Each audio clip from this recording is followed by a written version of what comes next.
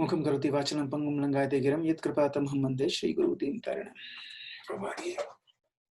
Okay, सो आज हम लोग शिक्षाष्टकम पे क्लास करेंगे। एक दो क्लासेस में हो पाएगा ये, क्योंकि इसके जो फर्स्ट दो वर्सेस हैं वही एक क्लास पूरी क्लास के बराबर हैं। बट हम लोग ट्राई करेंगे अगर हम लोग 3 कर सकें आज, लेकिन वी वोंट रश, क्योंकि ये बहुत ही इम्पोर्टेंट प्रेयर्स हैं। और थैंक यू स्वर्ण कृष्णा प्रभु कि उन्होंने मुझे अलाउ करा कि मैं इस पे कुछ बोल सकूं। एक डिस्क्लेमर मैं आपको पहले देना चाहता हूं। मेरी जो रियलाइजेशन है शिष्टाष्टकम की वो बहुत कम है, तो अभी मैं जो भी बोलने जा रहा हूँ वो मैं भक्ति रसामी स्वामी महाराज के लेक्चर को सुन के उससे प्रिपेयर करके बोल रहा हूँ। तो ऐसा कैसा मैं कोशिश करूँगी कि वैसा के वैसा रिपीट कर सकूँ मैं रियलाइजेशन। और ये मैं ये भी प्रे करूंगा कि ये क्लास को देकर ये क्लास ऑर्गेनाइज करने से शायद मेरे को इस शिक्षाष्टकम प्रेयर्स की अहमियत पता चले और मैं और इसको सीरियसली कर सकूं, ताकि मेरी चैंटिंग और मेरी भक्ति इंप्रूव हो सके। श्रील प्रभुपाद की जय, सामवेद भक्तवृंद की जय। ओके, सो इंट्रोडक्शन में आप लोगों में से कितने लोग हैं जिन्होंने शिक्षाष्टकम के बारे में नहीं सुना, बिल्कुल भी नहीं सुना, कभी नहीं, पता नहीं कि शिक्षाष्टकम प्रेयर्स क्या है वो? कोई ऐसा है?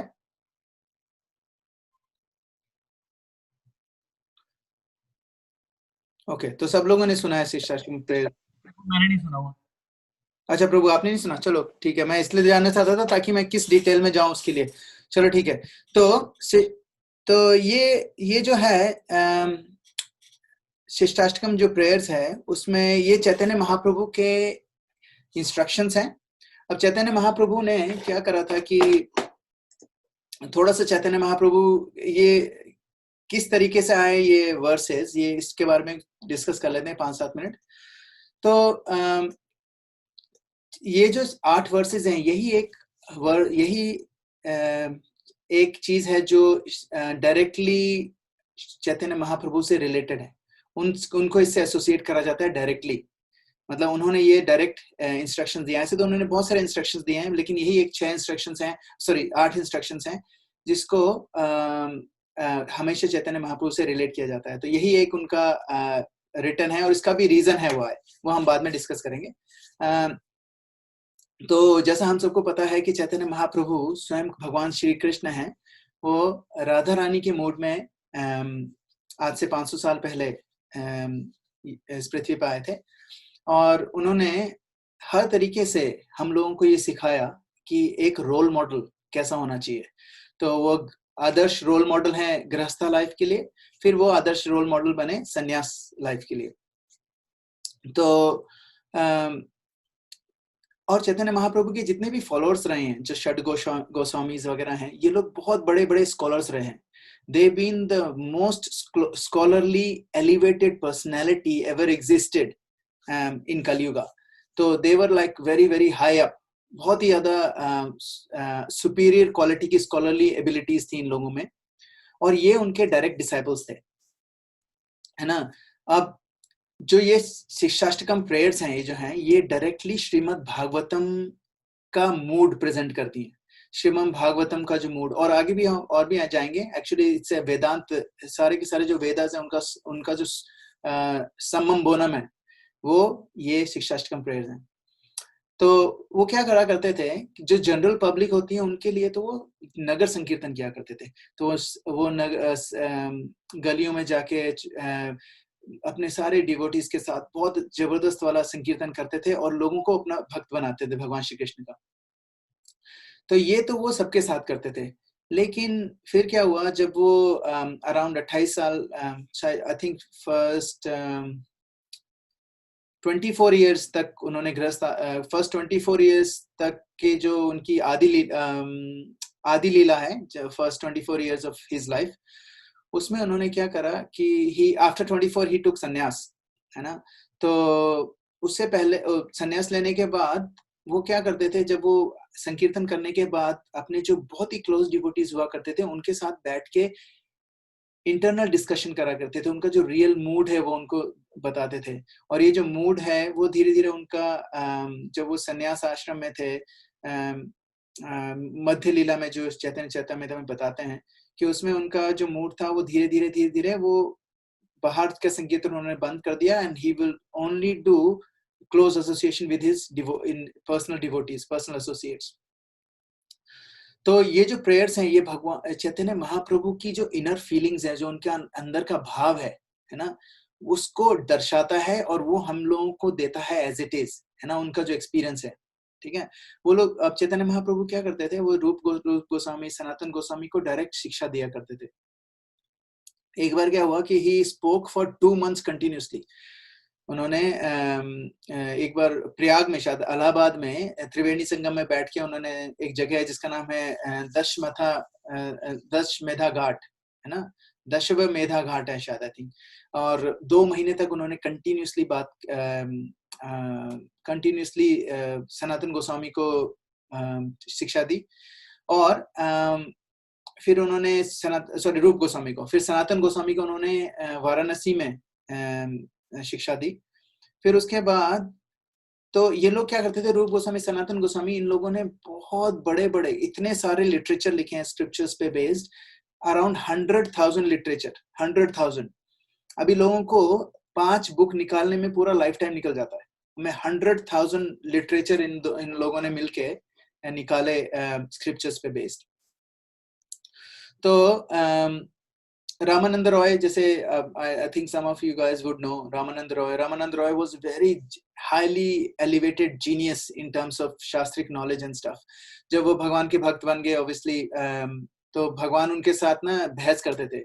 जैसे फॉर एग्जाम्पल देयर वाज बहुत ही एक, उसको कहते हैं राय रामानंद संवाद कहते हैं। संवाद मतलब डिस्कशन। एक बहुत फेमस डिस्कशन है जिसमें ना महाप्रभु क्या उनको अपने क्वेश्चंस पूछ के जो बहुत ही निटी ग्रिटी डिटेल्स हैं, जो एसेंस है वेदों का, एसेंस है सारी नॉलेज का, वो रामानंद रॉय से निकलवाते हैं। उसको कहते हैं राय रामानंद संवाद। चैतन्य चरितामृत में इसका बहुत ही एलैबोरेटेड डिस्क्रिप्शन है।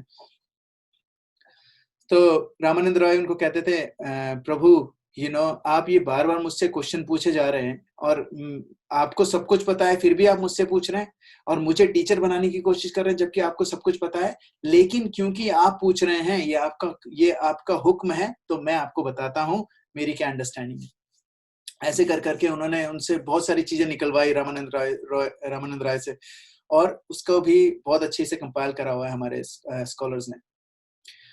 अब चैतन्य महाप्रभु ने कभी कोई स्क्रिप्चर नहीं लिखा, सिर्फ उनका एक ही कंट्रीब्यूशन है जिसको कहते हैं शिक्षाष्टकम प्रेयर।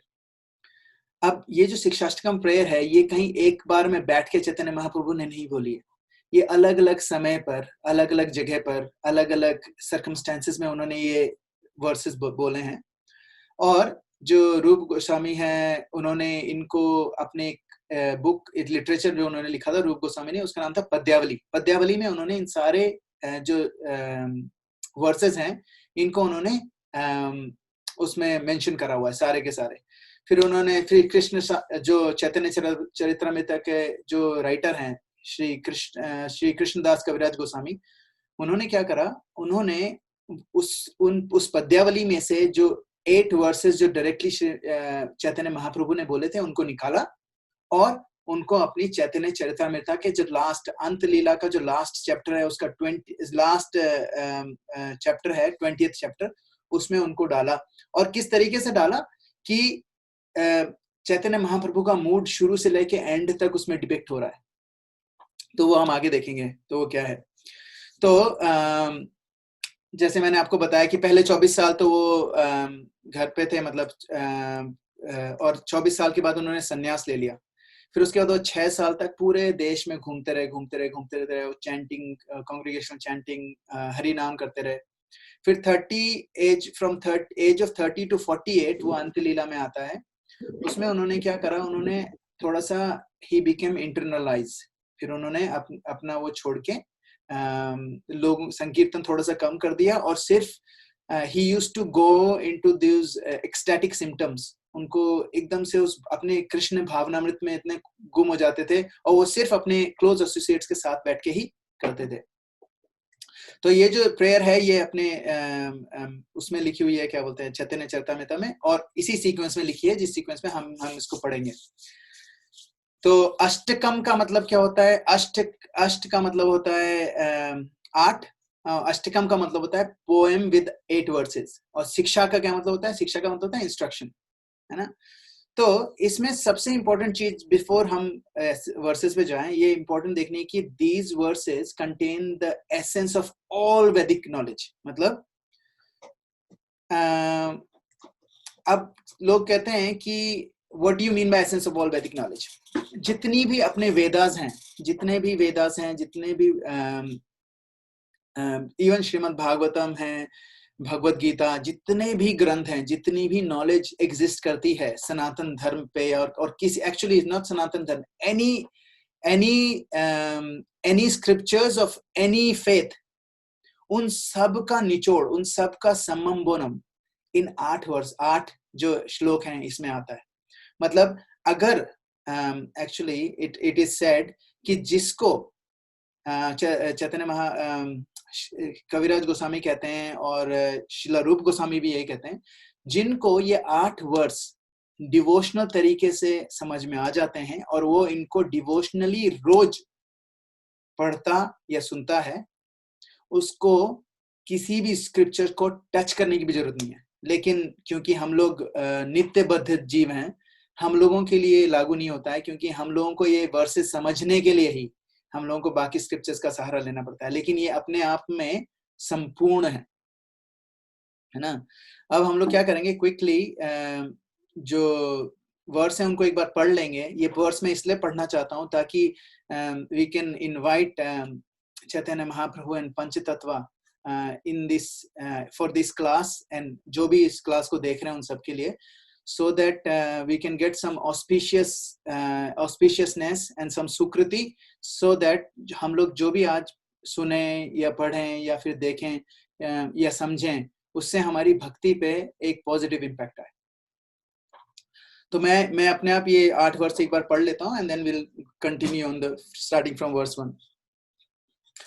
चेतो दर्पण मार्जनम भव महादवाग्नि निर्वापणम श्रेया कैरवा चंद्रिका वितरणम विद्यावधू जीवनम आनंदम बुद्धिवर्धनम प्रतिपदम पूर्णामतासवादनम सर्वात्मा सनापनम परम विजयते श्री कृष्ण संकीर्तनम नाम नामकारी बहुधा निज सर्वशक्ति तत्रापिता नियमिता स्मरणेन काला एतादृशी तव कृपा भगवन् ममापि दुर्दैव्यं ईदृशम् इह जानीनानुरागः तृणादपि सुनीचेन तरोरपि सहिष्णुना अमानेन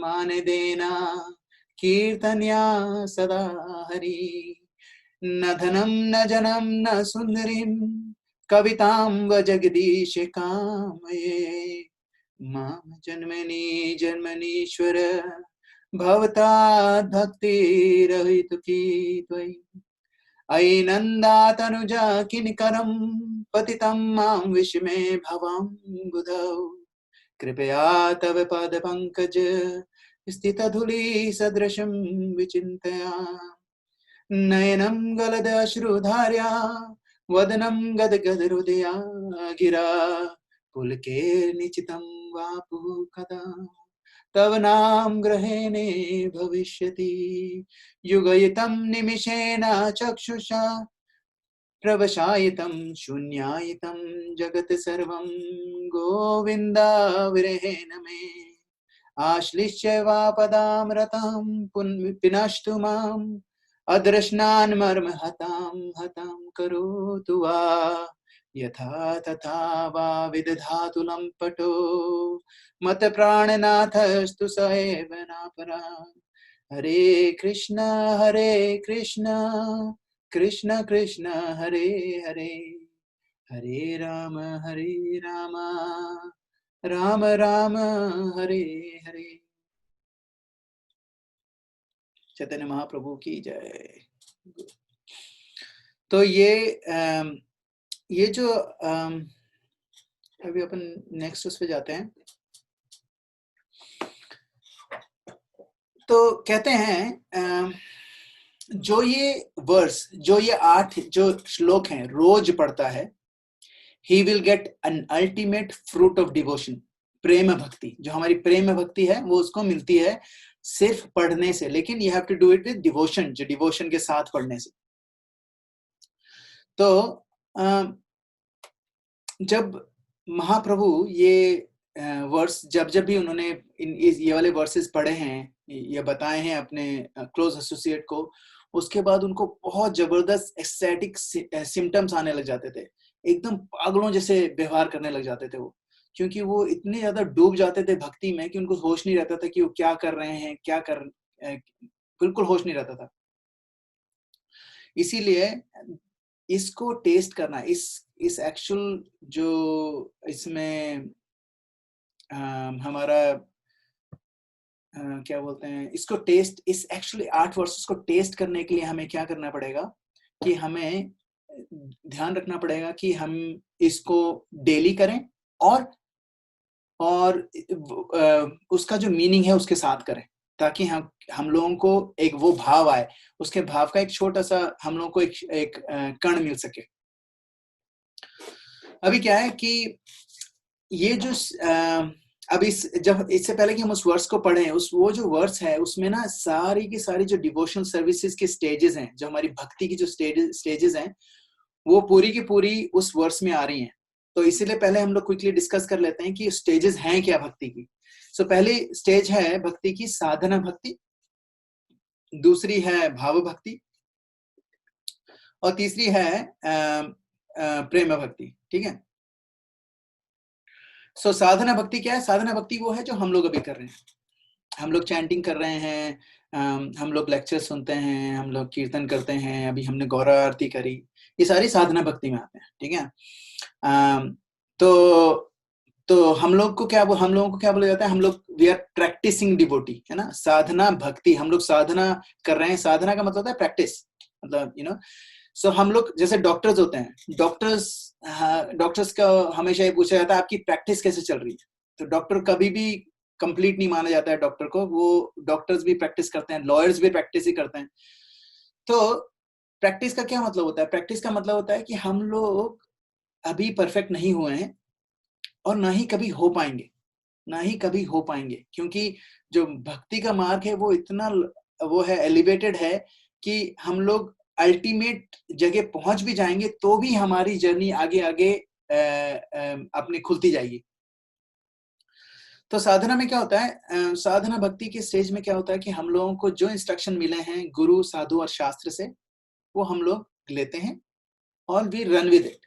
ठीक है ना, वी रन विद इट, क्योंकि हम लोग अपना ज्यादा दिमाग नहीं लगाते हैं। आज मन कर रहा है चैंटिंग कर ली, नहीं कर रहा है नहीं करी, ऐसा नहीं करना है। साधना भक्ति का मतलब होता है कि आप गुरु, साधु और शास्त्र की बात मान के आप कर रहे हो, आपको स्वाद नहीं आ रहा है ना। जैसे जॉन्डिस होता है ना, जॉन्डिस में लोग गन्ने का रस पीते हैं, तो उसमें गन्ने के रस का टेस्ट नहीं आता है, शुगर का टेस्ट आता ही नहीं बिल्कुल भी। लेकिन फिर भी डॉक्टर कहता है पियो पियो पियो, और हम लोग पीते रहते हैं। और फिर क्या होता है? वो रस पी के ही हमारा जॉन्डिस ठीक होता है, लेकिन जैसे हमारा जॉन्डिस ठीक होता जाता है, वैसे वैसे हमें रस आने लग जाता है। तो ये जो डिस्टेंस है बिटवीन कि हम लोगों ने पीना शुरू करा और हमें टेस्ट आने से पहले, इसको साधना भक्ति कहते हैं। साधना भक्ति में क्या होता है? We just do whatever is asked to us, because हमें पता है कि उसमें हमारा अल्टीमेट सुख है। हमें पता है अभी हमें मजा नहीं आ रहा है, लेकिन हमें पता है कि दिस इज राइट। जैसे छोटे बच्चे को ब्रश करने के लिए बोला जाता है रोज रोज, तो नहीं करता है ब्रश, वो उसको बहुत डांट टपट के करवाना पड़ता है ब्रश। तो उसके बाद लेकिन जब वो बड़ा हो जाता है तो उसको समझ में आ जाता है कि यार this is important, and he does it on his own. तो भक्ति भक्ति में दो चीजें होती है। जैसे एक तो साध्य, Bhakti is of two types. One is sadhana and one is sadhya. So साधना तो मैंने अभी डिस्कस करा. साध्य क्या होता है? Done by perfect devotee. जो प्योर डिवोटीज है ना, वो लोग जो भक्ति करते हैं उसको बोलते हैं साध्य भक्ति. हम लोग जो करते हैं उसको कहते हैं साधना भक्ति. ठीक है. तो अगर साधना भक्ति करे जाए, करते रहते हैं. हम लोगों ने शायद डिस्कस भी करा था नेक्टर ऑफ इंस्ट्रक्शंस में, जो 9 स्टेजेस ऑफ भक्ति होती है, उसमें भी जो शुरू की चीजें होती हैं वो साधना भक्ति होती है, और एंड में हम लोग उससे प्रेम पे पहुंचते हैं. स्मरणम. और उसके बाद साधना. अब साधना भक्ति होती है वो दो तरह की होती है. पहली होती है वैदिक साधना भक्ति, और दूसरी होती है रागानुगा साधना भक्ति.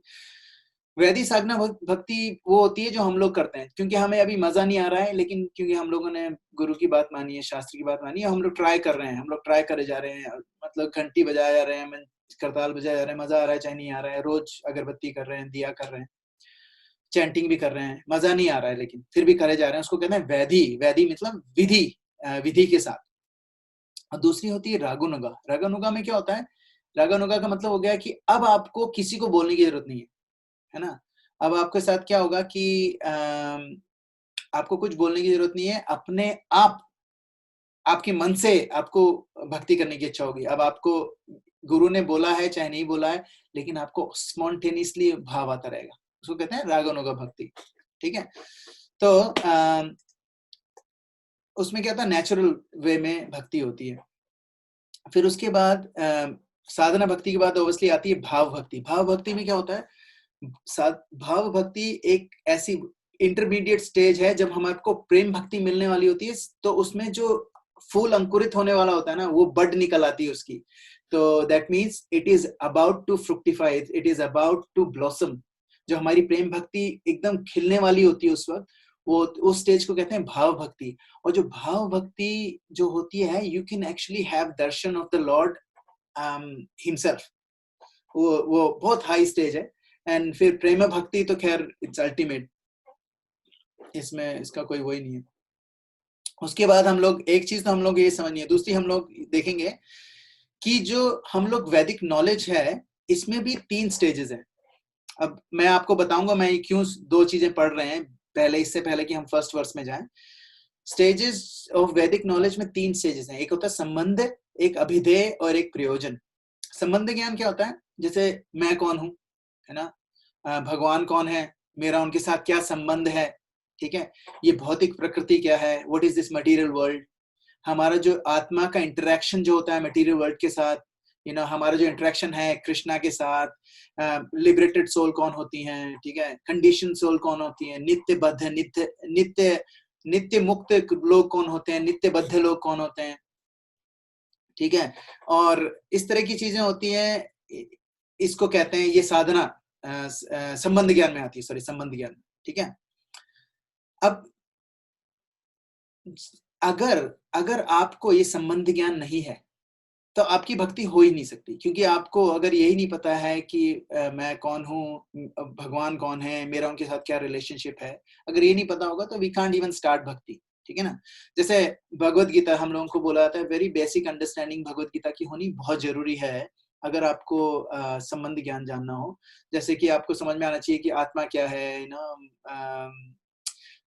हमारा भौतिक प्रकृति, like what is the nature of material, what is material nature. ठीक है. और काल क्या है ना, व्हाट इज टाइम. योगा क्या है, कर्मा क्या है, reincarnation, what is the meaning of reincarnation, who is the Lord and difference between lords and demigods. ये जो बेसिक आपकी अंडरस्टैंडिंग होती है, जब ये होती है, then you can, that is called संबंध ज्ञान. That means now you understand who you are and what's your relationship with the Lord. Who you are, who is Lord, and what is your relationship. जब हमको ये समझ में आने लग जाता है, then we start acting according to this relationship. जब हमें ये पता चल जाता है कि हमारा संबंध क्या है, उस संबंध के हिसाब से में हम काम करना शुरू कर देते हैं. जैसे चैतन्य महाप्रभु कहते हैं, जीवेरे स्वरूप होए नित्य कृष्णदास. That means जो हमारी जो ओरिजिनल पोजीशन है, हम जो जीव हैं, जीव की ओरिजिनल पोजीशन है, हम कृष्ण के नित्य दास हैं. हमें ये पोजीशन, अगर ये हमें ये पोजीशन पता है ना, अगर हमें ये पता है तो हम उस अकॉर्डिंग एक्ट करेंगे। अब दास के क्या एक्शंस होते हैं? अपने स्वामी को खुश करना, उनकी सेवा करना, उनके बताए हुए मार्ग पे चलना, और ये देखना कि उनको क्या पसंद है क्या नापसंद है, वो बोले वो करना, वो जो मना करे वो ना करना, है ना। तो ये इसको कहते हैं अभिधेय। जब आपको समझ में आ जाता है कि मेरा रिलेशनशिप भगवान के साथ क्या है, मेरा उनके साथ संबंध क्या है, और उस संबंध के हिसाब से अगर मैं अपने कर्म कर रहा हूं, उसको कहते हैं अभिधेय, है ना। तो जो हमारी जितनी भी डिवोशनल सर्विस जो हम लोग कर रहे हैं, दैट इज कॉल्ड अभिधेय, है ना। अभी हम लोग क्या कर रहे हैं? चैंटिंग भी करते हैं, कीर्तन करते हैं, कृष्ण कथा भी जो हम लोग कर रहे हैं, ये जो हम लोग अभी ये क्लास हो रही है, ये भी अभिधेय में आती है ना।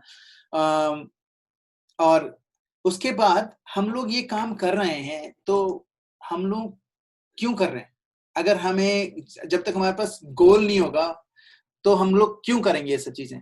तो जब हमें ये भी समझ में आता है हमारा गोल क्या है, वो जो गोल है उसको कहते हैं प्रयोजन, है ना। और वो गोल क्या है? कोई बता सकता है हमारा गोल क्या है ये सब करने का? What is the goal? Krishna Prem. Back to Godhead. Krishna prem. Yeah, very good. So love of Godhead. So we never stop devotional service. अब कई लोग कहते हैं कि एक बार हमें कृष्णा प्रेम मिल गया तो बस खत्म, नो डिवोशनल सर्विस, चैंटिंग बंद। एक्चुअली नहीं। जो रियल भक्ति, जो रियल पर्पस है हमारा, जो रियल एक्टिविटी है हम एज ए भक्त, एज ए दास, वो शुरू ही तब होती है जब हमें प्रेम भक्ति मिल जाती है। उसके बाद तो असली भक्ति शुरू होती है। अभी तो हम लोग आभास ही कर रहे हैं, अभी तो हम लोग बस उस छोटी सी चीज को पाने की कोशिश कर रहे हैं। Our real business start when we have a pure भक्ति, ठीक है। सो इस प्रयोजन की स्टेट पे जब प्योर भक्ति मिल जाती है तो हम ऐसा नहीं कि कुछ डिफरेंट करने लग जाते हैं। हम ऐसा नहीं है कि अभी चैंटिंग कर रहे हैं बाद में कुछ और कर रहे हैं, अभी भी हम चैंटिंग करेंगे और प्रेम भक्ति मिलने के बाद भी चैंटिंग करेंगे, ठीक है। और अभी भी हम लोग कीर्तन करेंगे तब भी कीर्तन करेंगे, अभी भी हम लोग प्रसाद ले रहे हैं तब भी प्रसाद लेंगे, अभी भी हम लोग कृष्ण कथा सुन रहे हैं तब भी कृष्ण कथा सुने। लेकिन जिस प्लेटफॉर्म पे हम वो काम कर रहे हैं, दैट विल सिवियरली इम्प्रूव। मतलब वो इतना ऊंचे पदवी पे जाके, मतलब इतनी ऊंची स्तर पे जाके हम लोग उसकी भक्ति करेंगे और उतना ही स्वाद आएगा। अभी तो खैर हमारे पास जीरो स्वाद है।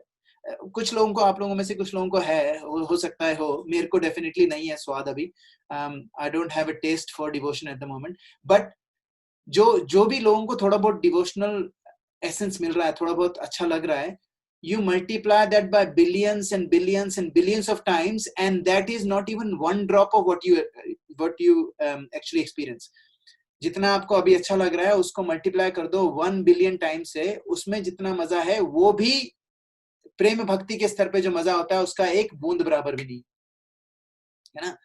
सो व्हेन जैसे कहते हैं ना कि आम होता है, आम, है ना। आम जब ग्रीन होता है तो वो खट्टा होता है, लेकिन जब वो बिल्कुल पक जाता है तो उसमें वो इतना मीठा हो जाता है कि एवरीवन कैन रिलिश इट, ठीक है। वैसे ही हमारी भक्ति होती है। भक्ति शुरू में कड़वी होती है, अगर अपन उसको अनराइपेड स्टेज में टेस्ट करें तो खट्टी होती है, इट्स नॉट डिलीशियस। लेकिन जैसे जैसे वो पकती जाती है वो वैसे वैसे और डिलीशियस होती जाती है। तो दैट्स द महाराज ने एक बहुत अच्छा एग्जांपल दिया था, तो I thought I should mention it. Okay, so तो कई बार क्या होता है कि हम लोगों को ना ये the whole idea about all this, ये सुनने का तरीका क्या है कि ये रीजन क्या है कि हमें ये सोचना चाहिए कि नो मैटर व्हाट हैपेंस, हम लोगों को अपनी भक्ति, कई बार क्या होगा हमें भक्ति बर्डन लगेगी, कई बार हमें लगेगा कि यार there are lot of obstacles, इतनी सारी रुकावटें हैं हमारे इसमें, बहुत सारी चीजें आ रही हैं जो it's not making any sense right now. लेकिन अगर आपको ये चीज पता है, संबंध, अभिधेय, प्रयोजन, तो it is easy to do sadhana bhakti, क्योंकि आपको पता है कि मेरा गोल क्या है ना। आपका गोल है, अल्टीमेट गोल है प्रेम भक्ति, ठीक है। अगर आप वो गोल को ध्यान में रखोगे और अपने गुरु साधु शास्त्र के हिसाब से काम करते रहोगे धीरे धीरे तो एक ऐसी जगह आ जाए, ऐसी जगह पहुंच जाओगे जिसको कहते हैं निष्ठा वाली स्टेज। निष्ठा वाली स्टेज पे पूरी दुनिया की दौलत और शोहरत अगर आपके सामने रख भी दी जाए तो आप तब भी अपनी भक्ति नहीं छोड़ोगे, है ना। You will not trade it for anything, you know, regardless of what is offered, ठीक है। तो उसके बाद ना, अगर ये दो चीज समझ में आ गई, पहली चीज क्या थी, स्टेजेस ऑफ डिवोशन सर्विस, तीन थी, साधना भक्ति, भाव भक्ति और प्रेम भक्ति, ठीक है। उसके बाद वैदिक नॉलेज की तीन स्टेजेस क्या है, संबंध, अभिधेय और प्रयोजन। नाउ अब ये जो हम लोगों ने 6 चीजें पढ़ी हैं, इसका इन 8 वर्सेस से क्या लेना देना है, ये हम देखेंगे अभी जाके। तो ये जो 8 वर्सेस हैं, इसका सबका सब्जेक्ट मैटर मैंने लिख रखा है, ये भक्ति रसामृत स्वामी महाराज की क्लास में से निकाला है। डिवीजन ऑफ वर्सेस वो कहाँ आता है, साधना भक्ति में आता है, भाव भक्ति में आता है, प्रेम भक्ति में आता है, और फिर वो भी देखा है कि नॉलेज के हिसाब से वो कहाँ आता है, संबंध, ज्ञान, अभिधेय और प्रयोजन। जो पहले 5 वर्ष हैं वो साधना भक्ति में आते हैं, वो हमें बताते हैं कि साधना भक्ति का एसेंस क्या है, ठीक है, साधना भक्ति का एसेंस क्या है। और वो क्या, पहला वर्ष हमें क्या सिखाता है, क्या था फर्स्ट वर्ष, कौन सा था, चेतो दर्पणम अर्जनम भव महादवाग्नि निर्वापनम श्रेया कैरवा चंद्रिका वितरणम विद्या वधु जीवनम आनंदम मुदिवर्धनम प्रतिपदम पुनरामता स्वादनम सर्वात्मा सनापनम परम विजयते श्री कृष्ण संकीर्तनम। इसमें क्या आता है, teachers congregational chanting of the holy name, ये हमें बताता है, इसका जो मेन सब्जेक्ट मैटर है, it's a congregational chanting of the holy name. ये हमें ये बताता है कि हरि नाम की महिमा क्या है, ठीक है। अब ये साधना भक्ति से कैसे रिलेटेड है, अगर हमें हरि नाम की महिमा पता चलेगी तो भले ही हमें अभी मजा नहीं आ रहा हो या नहीं आ रहा हो, क्योंकि हमें महिमा पता है उसकी, तो हम उसको करेंगे, ठीक है। तो चैतन्य महाप्रभु पहले ही वर्ष में पूरा अच्छे से बता रहे कि what is the actual benefit of chanting the holy name, ठीक है। उसके बाद सेकंड है inaptitude to take up this chanting. नाम नामकारी बहुधा निज सर्वशक्ति तत्रा पिता नियमिता स्मरणे न काला एतादृशी तव कृपा भगवान ममापि दुर्दैव्यम इदृशम यह जानी नानुराग है। वो कहते हैं कि one who can how one can realize one inaptitude to take this chanting. अब उसमें क्या है कि पहले में हम लोगों को पता चल गया कि it is very very important कि हमें क्यों करनी चाहिए चैंटिंग। सेकंड में हम लोग we become totally dependent on the Lord, saying that भगवान आई अंडरस्टैंड, मेरे को पहला वर्ड समझ में आ गया है, लेकिन फिर भी ना मेरा मन ही नहीं लग रहा है इसमें, I have no attraction for this chanting of holy name. तो फिर क्या होता है, यू विल बिकम, हम लोगों को समझ में आ जाता है कि हमारे में एक्चुअली क्या रियल टर्म्स में पता बोला जाए तो हमें समझ में आता है कि हमारी औकात ही नहीं है, हमारी एक्चुअली औकात नहीं है वो चैंटिंग के लेवल पे पहुंचने की, ये समझ में आ जाता है। जब आपको ये समझ में आ जाता है तो आपको ये भी पता चल जाता है कि I am dependent on the Lord, है ना, he is not dependent on my capability, I am dependent on him, ठीक है। और bhakti is not dependent on my capability, bhakti is dependent on him, and bhakti is dependent on what, bhakti is dependent on the sukriti, ठीक है। Third verse जो है वो है procedure. अब पहला हमें पता चल गया कि होली नेम क्यों इंपॉर्टेंट है, दूसरा हमें पता चल गया कि हमारी औकात नहीं है, फिर चैतन्य महाप्रभु बताते हैं कि कैसे करनी चाहिए, what is the way to do a proper chanting, proper chanting किस तरीके से करी जा सकती है और क्या रिक्वायरमेंट्स हैं उसकी, ठीक है। और उसके बाद फोर्थ वर्स में बताते हैं कि हम लोगों को कैसे जो मटेरियल डिजायर्स हैं उसको हम लोग कैसे दूर कर सकते हैं, क्योंकि जो हमारी सोल है विच इज सत्य चित्त आनंद, ठीक है, लेकिन जब वो इस मटेरियल नेचर में आई तो इस मटेरियल नेचर की जो 3 गुण होते हैं ना, सद्गुण, रजगुण और तमोगुण, इन तीनों के कांटेक्ट में आने के बाद वो कवर्ड हो गई हमारी जो सोल है, उसमें हमारा जो सत्चित आनंद का जो फीचर है वो छुप गया, ठीक है। तो वो जो मटेरियल कवरिंग आई है उसके कारण हमारी मटेरियल वो कवरिंग जो है वो मटेरियल डिजायर्स पैदा करती है। अब हमें अगर मटेरियल डिजायर्स अगर हमें कम करनी है तो चैतन्य महाप्रभु का ये जो फोर्थ वर्स है ये काम आएगा, ठीक है। और 5वें वर्स में हमें चैतन्य महाप्रभु क्लियरली बताते हैं कि जो जीवेरे स्वरूप होए तेरे कृष्णदास वाला जो मूड है वो बताते हैं कि हमारी एक्चुअल पोजीशन क्या है भगवान के सामने, ठीक है, हमारी स्पिरिचुअल आइडेंटिटी क्या है, हम दास हैं भगवान के, ये जो आइडेंटिटी है ये 5th वर्स में हमें क्लियर हो जाएगी। Next is how one experiences the good fortune of coming closer to the Lord. अब उसके बाद ये जो पहले पहले 5 वर्ष थे, ये साधना भक्ति के हैं, क्योंकि अभी भी टेस्ट नहीं है, ठीक है, लेकिन क्योंकि हमें बोला गया है तो हम कर रहे हैं। तो क्या क्या करना है, प्रोसीजर बताए गए हैं। जैसे हम लोगों को प्रोसीजर बताए गए थे सीनियर वैष्णव ने कि सुबह उठना है, अगर चैंटिंग अच्छी करनी है तो सुबह उठना, सबसे पहले चैंटिंग करो और उसके बाद बाकी सारे काम करो। तो अगर हम ये लोग ये चीजें मानते हैं, क्योंकि अच्छा लगे चाहे नहीं लगे, फिर भी सुबह उठ के चैंटिंग कर लो, अपनी फिनिश करो, तो उसको कहते हैं साधना भक्ति। फिर उसके बाद सिक्स्थ एंड सेवंथ आती भाव भक्ति में। अब अगर हम लोगों ने 5वें स्टेज तक पहुंच गए कि हम लोगों को समझ में आ गया है कि हमारी ओरिजिनल पोजीशन क्या है, हम चैंटिंग अच्छे से कर रहे हैं, महाप्रभु ने जैसे जैसे बताया, तो हमें क्या एक्सपीरियंस होगा, हम लोगों का एक्सपीरियंस होगा कि हम कितने ज्यादा भाग्यशाली हैं, ठीक है। भगवान के क्लोज आने लग जाएंगे और हमें समझ में आने लग जाएगा कि हम कितने भाग्यशाली हैं, ठीक है। फिर उसके बाद नेक्स्ट स्टेज होगी mood of separation after one obtain actual spiritual elevation.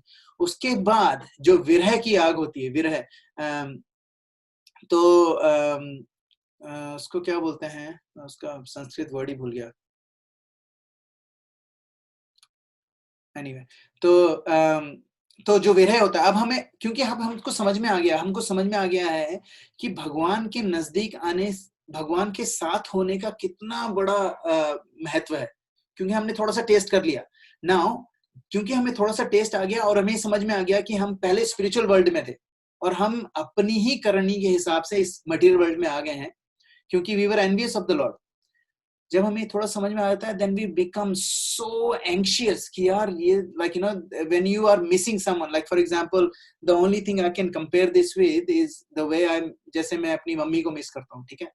क्योंकि कई बार मुझे ऐसा लगता है कि यार अभी एवरीथिंग शुड स्टॉप एंड मैं जाऊं मम्मी के पास बैठ के, है ना, उनको गले लगा के उनसे बातें करूं, ठीक है। ये जो मेरा सेपरेशन का मूड है मेरी मम्मी के साथ, and you multiply that bye billions, that will be only one drop of what you can feel in this. तो इसमें क्या होता है, मूड ऑफ सेपरेशन, क्योंकि आपको समझ में आ गया कि उसकी महत्ता क्या है, ठीक है। और महत्वता ऐसे भी, इसका एक एग्जांपल मेरे को याद आ रहा है कि जब नारायण पैदा हुआ, तो फर्स्ट 2-3 महीने बहुत ज्यादा हेक्टिक जाते हैं, क्योंकि बेबी सोने भी नहीं देता है, दोनों की नींद वो है, और बहुत ही इट वाज वेरी टफ। उसके बाद मेरे को समझ में आया कि यार माँ की क्या महत्ता है। उसके बाद से, जब से नारायण हुआ है, तब से मैं मेरी मम्मी को रोज फोन करता हूँ। क्यों? क्योंकि मुझे मेरी माँ की महत्ता तब पता चली जब मैंने ये देखा कि यार एक पेरेंट होना, एक माता पिता होना कितना मुश्किल है। और उसके बाद इसीलिए जो विरह है मेरी माँ से, वो मुझे बाद में शुरू हुआ, क्योंकि मेरे को पहले उनकी महत्ता पता चली। कैसे? क्योंकि जब मैं उसी चीज से गुजर रहा हूँ, तो मुझे लगा कि यार इट्स सो हार्ड, और उन्होंने 5-5 बच्चे पाले, that means she must have something really great. तो उस चक्कर में, तो फिर ये जो 7th वर्स है, ये होता है मूड ऑफ सेपरेशन, क्योंकि अब आपको समझ में आ गया है कि व्हाट इज इट, कितना रिलेशेबल है ये भगवान के क्लोज होना। और जो लास्ट वर्स है, सो ये जो 6th और 7th वर्स है, ये भाव भक्ति में आते हैं। और ये जो 8वां वर्स है, 7वां और 8वां दोनों, how to obtain the highest perfection in the matter of finding one's absolute necessity of गोल।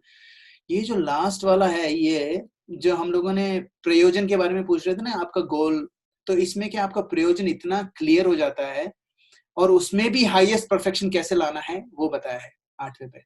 और इसमें वैदिक नॉलेज के हिसाब से ये सारे के सारे जो वर्सेस हैं, ये अभिधेय में आते हैं, क्योंकि ये सारे के सारे जो हैं, और जो संबंध है वो पहले 5 वर्सेस में संबंध दिखाया है, और प्रयोजन है फ्रॉम 6 to 8, 6, 7, 8, तीन वर्ष ये प्रयोजन का है, और ये जो सारे वर्ष हैं ये अभिधेय में आते हैं। ये मैं आपको प्रेजेंटेशन भेज दूंगा, तो नोट करने की जरूरत नहीं है। अब हम लोग पहला वर्स लेते हैं। Let me see the time, okay we have half an hour. Okay, तो पहला वर्स क्या था? चेतो दर्पण मर्जनम भव महादवाग्नि निर्वापणम श्रेया केरवा चंद्रिका वितरणम विद्यावधू जीवनम आनंदम बुद्धिवर्धनम प्रतिपदम पूर्णामृतास्वादनम सर्वात्मा सनापनम परम विजयते श्री कृष्ण संकीर्तनम। अभी क्या है, जो फर्स्ट वर्स है इसमें इसका मैं वो पढ़ देता हूं आपको, जो इसका मीनिंग है।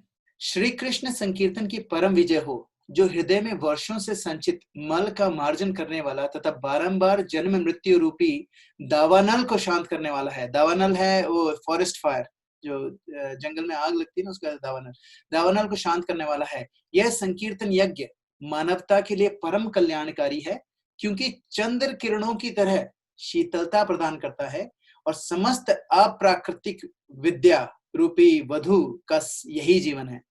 यह आनंद के सागर की वृद्धि करने वाला है और नित्य अमृत का आस्वादन करने वाला है, कराने वाला है।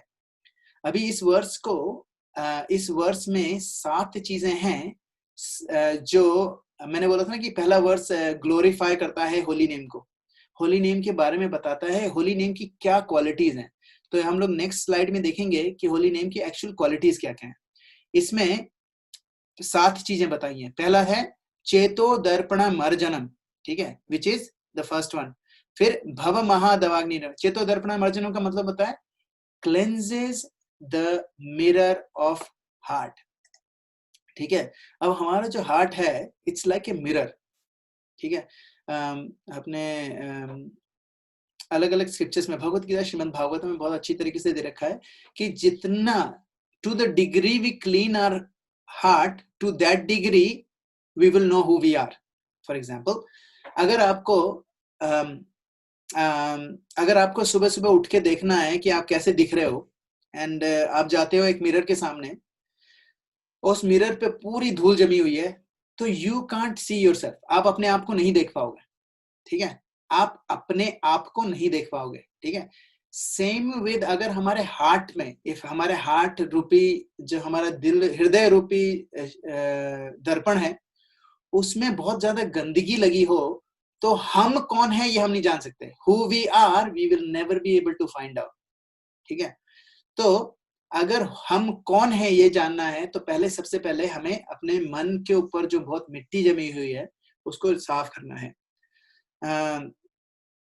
अभी हमारी जो कॉन्शियसनेस है, जो हमारा पहले भी मैंने बोला था, वी आर सत चित आनंद, ठीक है। तो लेकिन क्योंकि वो जो गंदगी हमारे ऊपर लगी हुई है, हमारे हार्ट में जो गंदगी हम लोगों ने इकट्ठा कर ली है, मिलियंस ऑफ बर्थ से हम लोग इकट्ठा कर रहे हैं उसको, है ना। कितने सारे पाप कर्म कर रहे हैं, कितनी सारी चीजें ऐसी कर रहे हैं जिसके इंप्रेशन हमारे ऊपर चढ़े हुए हैं। हम 3 मोड्स ऑफ मटेरियल नेचर में बंधे हुए हैं बुरी तरीके से। तो उसके कारण हमें समझ में नहीं आ रहा है कि हमारी जो सोल है वो सत्य चित आनंद है। हमें समझ में नहीं आ रहा है हु वी आर, ठीक है। अब भगवत गीता में हम लोगों ने बहुत बार पढ़ा है, I am not the body, ठीक है, I am not the body, I am spirit soul. लेकिन मालूम होना और समझ होना बहुत अंतर है। जो मालूम होना उसको कहते हैं ज्ञान, और समझ होना उसको कहते हैं विज्ञान। सो जो ज्ञान जो होता है वो है कि ज्ञान होता है वो purely based on just knowledge. लेकिन अगर उस नॉलेज का रियलाइजेशन नहीं होता है तो वो ज्ञान ही रहता है। लेकिन अगर उसको हम रियलाइज कर लेते हैं अपने लाइफ में, देन इट बिकम्स विज्ञान, है ना। तो क्योंकि हमारे हार्ट में इतनी थिक लेयर है, ठीक है, इतनी थिक लेयर है डस्ट की, कि हम लोग उसको, और तभी कई बार लोग कहते हैं कि यार मैं इतने टाइम से चैंटिंग कर रहा हूँ यार, अभी भी वही गंदगी है, वही अनर्थ आ जा रहे हैं, क्यों आ रहे हैं? तो इतना, क्योंकि इतने टाइम की वो है ना। अब यू हैव टू अंडरस्टैंड कि एक प्रभु, सॉरी, महाराज एक डिवोटी के बारे में बता रहे थे कि वो डिवोटी महाराज के पास आया, कहता है, ऑब्वियसली आफ्टर द क्लास वो क्वेश्चन पूछा उन्होंने महाराज से, कहता महाराज मेरे को समझ में नहीं आ रहा है कि चैतन्य महाप्रभु में ऐसे भाव आते थे कि वो एक श्लोक सुनते थे और वो बेहोश होकर गिर जाते थे, उनको मतलब ऐसे एस्थेटिक सिम्टम्स क्यों नहीं आते हैं मेरे को, मतलब मेरे को तो बल्कि नींद और आती है सब सुन के। तो महाराज ने उनको पूछा कि आप चैंटिंग कितने टाइम से कर रहे हो? तो उसने बोला पूरा 1 साल से कर रहा हूँ। तो फिर महाराज ने उनको बोला कि आप 1 साल से चैंटिंग कर रहे हो, लेकिन जो आपके हृदय रूपी जो दर्पण है, उसमें जो मिट्टी जमी हुई है, वो बिलियंस ऑफ लाइफ टाइम से जमी हुई है। बिलियंस ऑफ लाइफ टाइम से हम गंदगी इकट्ठा कर रहे हैं, और आप उसको 1 साल की चैंटिंग से साफ कर देना चाहते हो। वैसे तो कहते हैं कि होली नेम तो ऐसा है कि एक बार चैंट करने से आपके सारे पाप, सारे मैल नष्ट हो सकते हैं, लेकिन उसके लिए वो प्योरिटी भी होनी चाहिए। क्योंकि हमारे पास प्योरिटी नहीं है, तो जितनी जितनी ज्यादा कड़ा मैल है, उतना ही ज्यादा मेहनत करनी पड़ेगी। लेकिन लेकिन हमको इम्पेशेंट नहीं होना है, क्योंकि भले ही आपको अच्छा लगे चाहे नहीं लगे, भले ही आपको लग रहा है कि चैंटिंग काम कर रही है कि नहीं कर रही है, भक्ति काम कर रही है कि नहीं कर रही है, लेकिन एक बात ध्यान रखना कि इट इज डेफिनेटली वर्किंग। भक्ति इज डेफिनेटली वर्किंग। लेकिन क्योंकि वो लेयर इतनी मोटी है कि सपोज इतनी मोटी लेयर थी और आपने उसको आधा, अपनी चैंटिंग से आधा कर दिया है, लेकिन वो आधी लेयर जो लगी हुई है वो भी आपको अपने आप को देखने नहीं देगी। तो आपको लगेगा यार इतनी मेहनत कर ली लेकिन कुछ हो ही नहीं रहा है, लेकिन वास्तव में आपकी आधी मिट्टी चली गई है। If you keep continue doing it slowly and gradually, वो बाकी भी चली जाएगी। Then you will be able to see yourself. फिर आपको अपने आप को देख सकोगे कि मैं कौन हूँ, मेरे भगवान के साथ क्या रिलेशनशिप है, और मैं इस माया में क्यों फंसा हुआ हूँ, है ना। और हम लोगों को ये नहीं सोचना चाहिए कि वी शुडंट बी रियली क्या बोलते हैं, डिस्करेज किसी भी हालत में। जैसे आप लोगों ने देखा होगा कई जो फेयर्स वगैरह लगते हैं, वहां पर ये लोग क्या करते हैं, जू वगैरह में भी हैं, एक मिरर्स लगे होते हैं, कॉनकेव एंड कॉन्वेक्स मिरर्स वगैरह होते हैं। तो कई मिरर के आगे जाके आप खड़े हो तो आप बड़े मोटे लगते हो, कभी भी एकदम पतले लंबे, है ना, एकदम चेहरा एकदम बड़ा हो गया ऐसे, ठीक है। और अभी हम लोग उसको हंसते हैं, ठीक है, हम लोग उसको देख के बहुत मजा आता है कि ये देखो कैसा लग रहा है। लेकिन अगर आप देखो तो हमारा जो पूरा जीवन है वो ऐसे ही निकल जाता है। हमारा जो दर्पण, हम लोग अपने आप को, हमें अपना रियल स्टैंडर्ड तो पता ही नहीं चलता कभी, क्योंकि हमारा जो मिरर है वो इतना गंदा है कि हम फिर अपने मन से बनाने लग जाते हैं अपना हम कौन है। और कैसे बनाते हैं, क्योंकि दोस्त ने बोला। तो एक्चुअली क्या है, जो हमारी जो नॉलेज है हमारे हमारे तरफ, हमारी अपनी जो नॉलेज है हमारे लिए, वो डिपेंड करती है इतने सारे लोग जो हमें टीच करते हैं। हमारे टीचर्स हुए, पेरेंट्स हुए, दोस्त हुए, स्पेशली दोस्त सबसे ज्यादा इन्फ्लुएंस दोस्त करते हैं। इसलिए कहते हैं संग बहुत जरूरी है, अच्छा संग। एनीवे, तो चेतो दर्पण अर्जनम, अब हम जैसे ही हम लोग वो साफ करेंगे, उसके बाद हमें समझ में आ जाएगा कि जीवेरे स्वरूप होए नित्य कृष्णदास, हमें समझ में आ जाएगा। जैसे ही हमें समझ में आएगा ये, देन उसके बाद क्या है, we will be able to understand हमारा प्रयोजन, ठीक है। और फिर हम लोग उसको पाने के लिए we will be going at the speed of light. अभी तो हम लोग रेंग के चल रहे हैं, then we will have fast, then will be faster. Next है इसी वर्ष में जो दूसरी परफेक्शन बताते हैं, भव महादवाग्नि निर्वापनम extinguishes the fire of the material existing। भव महादवाग्नि, ठीक है। कई लोग बोलते हैं कि भाई इस दुनिया में क्या प्रॉब्लम है, मतलब ये जो मटेरियल वर्ल्ड है इसमें प्रॉब्लम क्या है, हमें क्यों जाना है वापस। तो इसको अपने शास्त्रों में भव बोला गया। भव का मतलब होता है मटेरियल एग्जिस्टेंस। जैसे क्या क्या आता है भव में, सबसे पहले you birth which is painful, disease which is painful, old age which is painful, and death more painful, ठीक है। और भव और किसको बोलते हैं, भव बोलते हैं ओशन को, सागर जो महासागर होता है उसको भी बोलते हैं भव, ठीक है। अभी क्या है कि ये जो मटेरियल वर्ल्ड है इसको बोला गया है it is such a terrifying place because it is subjected to so many horrifying experiences. ये एक ऐसी भयानक जगह है, ये जो मटेरियल वर्ल्ड है, ये भौतिक प्रकृति है, भौतिक जगत है, ये इतना ज्यादा टेरिफाइंग है, इतना ज्यादा भयानक है। और क्योंकि हमें इतने सारे भयानक एक्सपीरियंसेस यहाँ पर मिलते हैं, ठीक है। और महा का भव महा का मतलब क्या होता है, वेरी ग्रेट। दवाग्नि क्या होता है, फॉरेस्ट फायर, ठीक है। सो इतनी ज्यादा ऐसी फॉरेस्ट फायर है, सपोज कहीं पर सपोज आप किसी को बोलो कि यार ये भाई तेरे घर में आग लग गई है, चलो बाहर निकलो, और बोले नहीं नहीं मेरे को बहुत मजा आ रहा है यहाँ पर, तो उसके दो ही रीजन हो सकते हैं, ठीक है। एक्चुअली क्या है, एक ही रीजन हो सकता है कि वो पागल हो गया है, ठीक है। लेकिन हमारे साथ भी यही है, हमारे चारों तरफ आग लगी हुई है, मतलब कि हमारे इतनी सारी मिजरीज हैं, हम लोगों ने इतना झेल रहे हैं हम लोग, कितना भी पैसा हो, कितनी भी प्रॉपर्टीज हो, कितने भी लोग आपको झुक झुक के सलाम करते हो, कितनी भी ज्यादा आपकी इनकम हो, कितना भी लोग आपकी तारीफ करते हो, कितनी लड़कियां आप पे मरती हो, कितने लड़के आप पे मरते हो, आई मीन कोई भी वो ले लो, लेकिन फिर भी मिजरी इतनी ज्यादा है जिसकी हद नहीं। सुशांत राजपूत का ले लो, मतलब इफ यू इंटेलिजेंस में he was great, he was one of the most talented upcoming star, इतने सारे फैंस उसके, ये वो, लेकिन he because of the misery he killed himself. तो भव महादवाग्नि निर्वापनम, अब जो बंदा इस भौतिक जगत से नहीं निकलना चाह रहा है वो पागल ही तो हुआ, क्योंकि सब जगह आग लगी हुई है, सब आप खुद जल रहे हो, सब लोग जल रहे हैं, आपको दिख रहा है सब लोग जल रहे हैं, लेकिन फिर भी नहीं, मेरे को यहीं बैठना है, क्यों, मेरे को मजा लेना है। कब लेना है, अरे आएगा कभी ना कभी तो आएगा, कैसे न कैसे तो आएगा, अरे कहाँ से आएगा जब सब जगह आग लगी हुई है, you will die. No no no, मजा आएगा, कहीं ना कहीं से आएगा थोड़ा मजा। तो हम इस चक्कर में हम लोग फंस जाते हैं, इसलिए इसको कहते हैं भव भव। और इतनी सारी चीजें हैं हमारे आजू बाजू में, फिर भी हमें समझ में नहीं आती है कि यार we need to get out of this place, हमें इधर से निकलना है, we don't want to come back, ठीक है।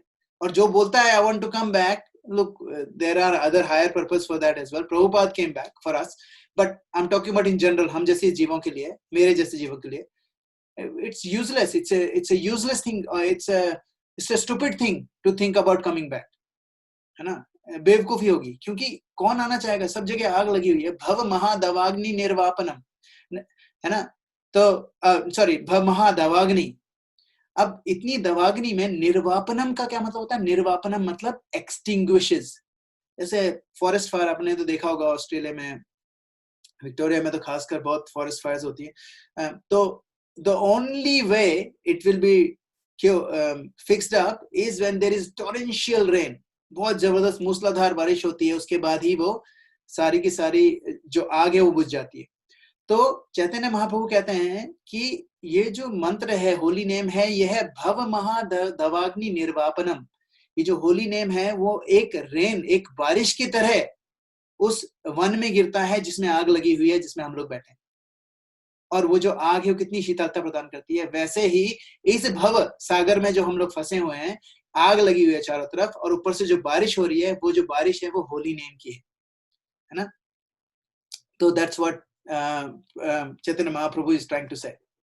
तो कहते हैं चैतन्य महाप्रभु, मतलब इसमें कहना क्या चाह रहे हैं कि the holy name will remove all suffering, remove and relieve us from all suffering, clearly इसमें बताया चैतन्य महाप्रभु ने। थर्ड पॉइंट इसमें है श्रेया चंद्रिका वितरणम। अब श्रेया चंद्रिका वितरणम का मतलब होता है, जैसे जो आपको पता है ना कि वैक्सिंग मून एंड वेनिंग मून होता है, शुक्ल पक्ष और दूसरा क्या होता है, कृष्ण पक्ष, है ना। जो शुक्ल पक्ष का चंद्रमा होता है वो छोटे से बड़ा होता है, और फिर पूर्णिमा के बाद वो कृष्ण पक्ष में चला जाता है, फिर उसके धीरे धीरे आके फिर अमावस्या आती है। तो शुक्ल पक्ष का चंद्रमा होता है, उसकी ब्यूटी, उसकी जो सुंदरता है वो दिन प्रतिदिन बढ़ती जाती है, बढ़ती जाती है, बढ़ती जाती है, बढ़ती जाती है, और एक समय आता है जो वो फुल मून बन जाता है ना। तो जो चैंटिंग है उसको कंपेयर करा है वो शुक्ल पक्ष के चंद्रमा की तरह, है ना। अब शुक्ल पक्ष का चंद्रमा मतलब जो कैरवा, इसमें जो वर्ड है, मैंने कैरवा नहीं लिखा है, श्रेया कैरवा चंद्र का वितरणम। तो कैरवा क्या होता है, कैरवा है व्हाइट लोटस, जो सफेद रंग का जो लोटस फ्लावर है उसको कहते हैं कैरवा। सो श्रेया कैरवा चंद्रिका वितरणम, कैरवा क्या होता है, इसकी खासियत क्या होती है, वो सिर्फ मून लाइट में, रात में ही खिलता है वो, मूनलाइट में मूनलाइट जरूरी है और रात होना जरूरी है ना। इसी तरीके से जो संकीर्तन मूवमेंट है वो हमारी जो आत्मा है, आत्मा रूपी जो लोटस फ्लावर है, उसको खिलने में मदद करता है। जैसे कैरवा फूल को चंद्रमा खिलने में मदद करता है। तो चैतन्य महाप्रभु कंपेयर कर रहे हैं इसको कैरवा चंद्रिका वितरणम, और फिर नेक्स्ट बोल रहे हैं विद्या वधु जीवनम, विद्या वधु जीवनम। अभी क्या, सॉरी बिफोर वी गो, जैसे Sankirtan movement is capable of blossoming, मैंने बोला ना कि of lotus soul like and because of the soothing moonlight, ठीक है। अब वितरणम का क्या मतलब होता है? वितरणम, वितरण करते हैं ना, वितरण का मतलब होता है स्प्रेडिंग, ठीक है। और श्रेया, श्रेया जो होता है, श्रेया, श्रेया का मतलब होता है बेनेडिक्शन। बेनेडिक्शन मतलब how do you say that in Hindi? Benediction को क्या बोलते हैं, कोई बता सकता है? I am going blank. Benediction को क्या? वरदान। वरदान, हाँ हाँ, वरदान, वरदान, सॉरी। सो ये जो वरदान है benediction, so it gives us the benediction of soothing moonlight, ठीक है। अभी इसके लिए ना एक स्टोरी सुनाई थी महाराज ने, बहुत ही अच्छी। अब क्या है, कई लोग होते हैं जिसके लिए इसको कहते हैं ऑस्पिशियसनेस, है ना। इसका एक और मतलब होता है ऑस्पिशियसनेस। जो चंद्रमा होता है वो ऑस्पिशियसनेस लाता है। क्या बोलते हैं ऑस्पिशियसनेस को, क्या बोल सकते हैं? ऑस्पिशियस, पवित्रता प्रभु जी। पवित्रता, ओके, हाँ, पवित्रता लाता है, ठीक है। तो अभी क्या होता है कि ऑस्पिशियसनेस या फिर कोई भी वरदान जैसा होता है जिसको, उसके उसके दो अलग अलग पहलू होते हैं। It depends on who is looking at what. उसके लिए ना महाराज ने एक छोटी सी स्टोरी सुनाई, अकबर बीरबल वाली। तो एक बार क्या होता है, अकबर सुबह सुबह उठते ही अपनी बैल्कनी में जाता है, अपने बगीचे की तरफ देखने के लिए, और थोड़ा सा उसका पांव स्लिप हो जाता है और वो गिरता है, उसका जो रेलिंग होती है उससे उसकी चिन पे थोड़ा चोट लग जाती है। तो वो वापस अपने दरबार में बैठ के बताता है कि मेरे ऐसे चोट लग गई। तो सब लोग पूछने लग जाते हैं कैसे लगी, बोले ऐसा। तो कई लोग बोलने लग जाते हैं यार कुछ ना अपशगुन हुआ है ना, कुछ ना कुछ अपशगुन हुआ है। तो बोलते हैं महाराज आपने सबसे पहले क्या देखा? आप उठे बैल्कनी में गए तो क्या देखा? तो बोले मैंने एक धोबी था, हमारे जो राज धोबी है, वो कपड़े लेके जा रहा था, और जब मैं वहां खड़ा हुआ तो उसने मुझे नमस्कार करा, मैंने उसको अपना सिर हिलाया और वो चला गया। तो बोले अच्छा, तभी क्योंकि आपने उसकी मनहूस सूरत देखी इसी कारण आपको चोट लगी। तो राजा कहता है अब क्या करें? अकबर कहता है अब क्या करें?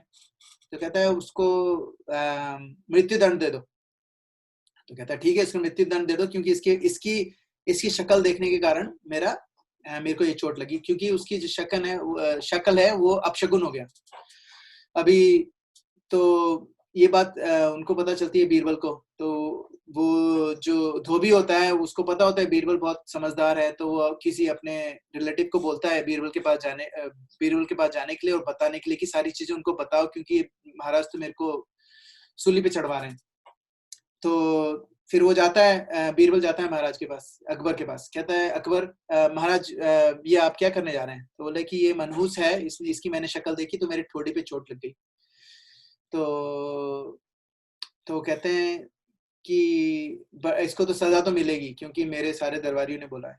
तो बीरबल बोलता है कि महाराज आपने इसको देखा और आपकी ठोड़ी में चोट लग गई तो ये मनहूस हो गया, लेकिन इसने आपको देखा सुबह सुबह और इसको मौत की सजा मिल रही है, तो इसका मतलब तो आप ज्यादा अपशगुनी हुए ना, है ना। आपकी शक्ल देखना अपशगुन हुआ है। तो जैसे ही महाराज ने इसने सुना, महाराज ने कहा हाँ यार आई अंडरस्टैंड नाउ, मेरे को समझ में आ गया। तो फिर उसको छोड़ दिया।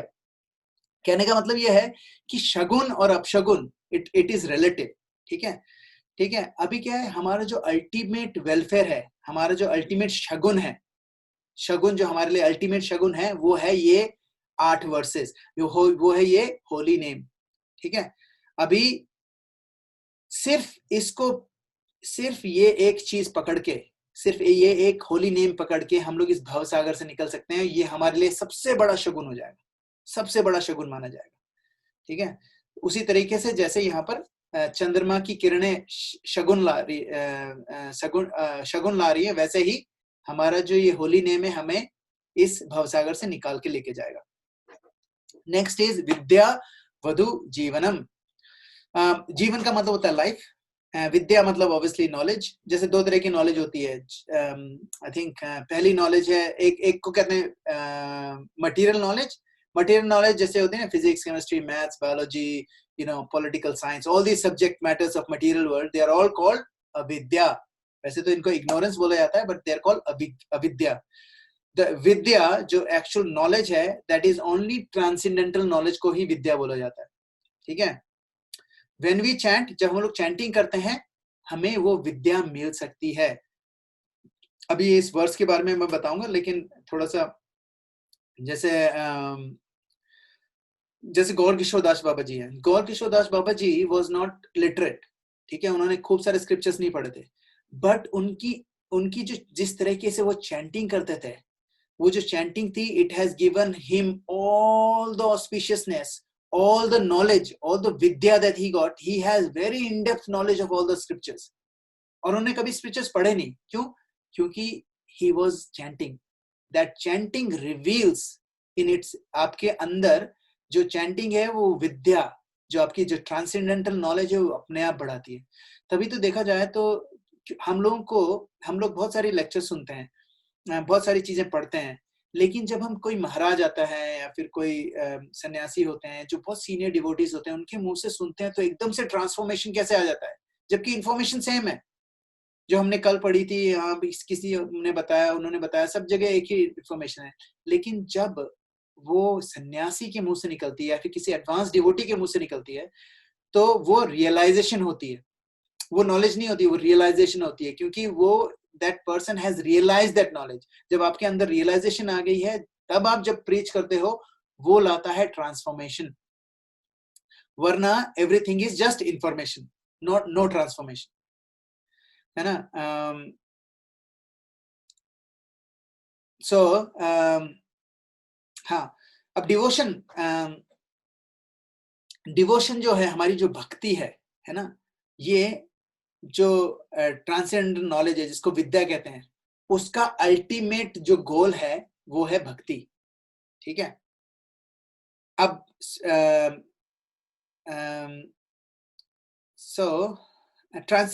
जो ट्रांसेंडेंटल नॉलेज है जिसकी हमने अपनी बात करी, it is part of Lord's internal energy, जिसको कहते हैं स्वरूप शक्ति।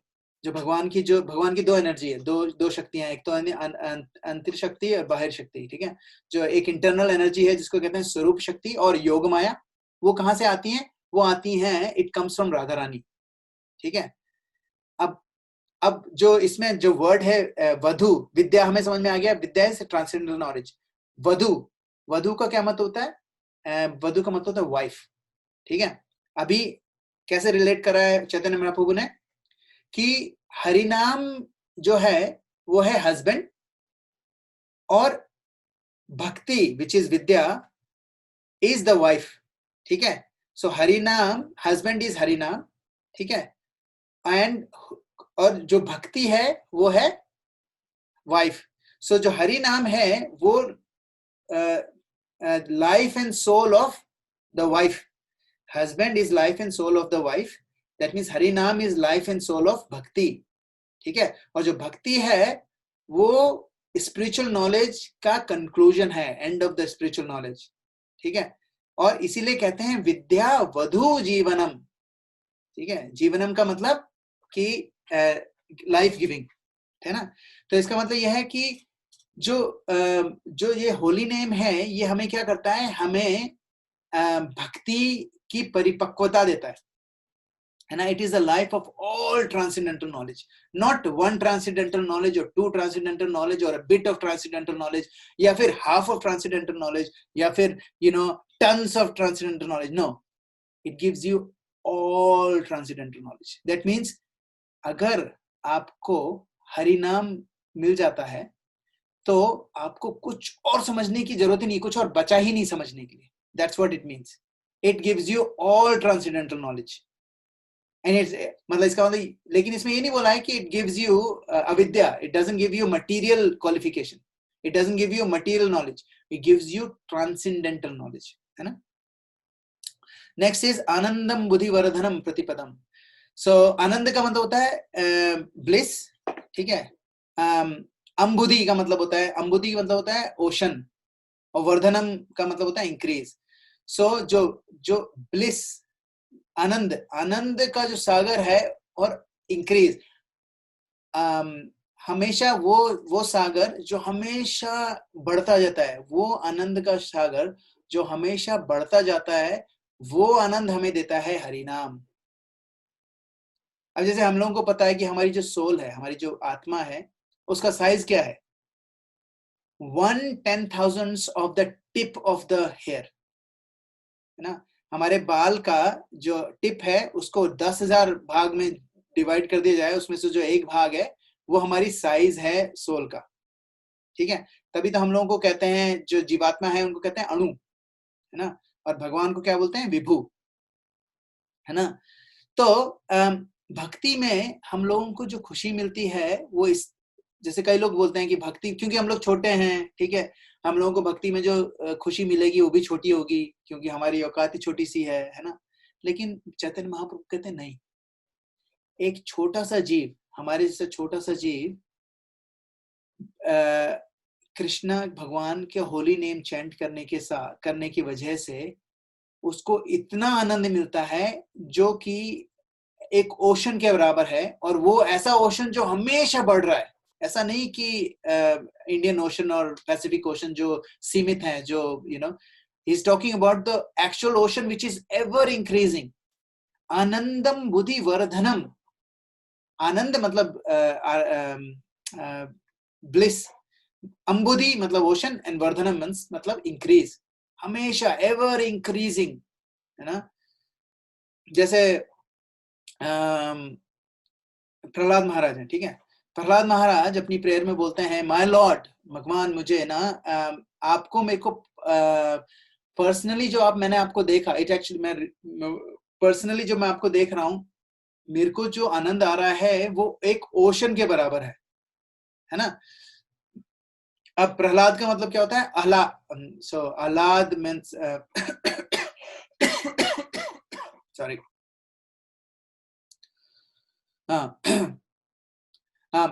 सो आह्लाद, आह्लाद का मतलब होता है ब्लिस.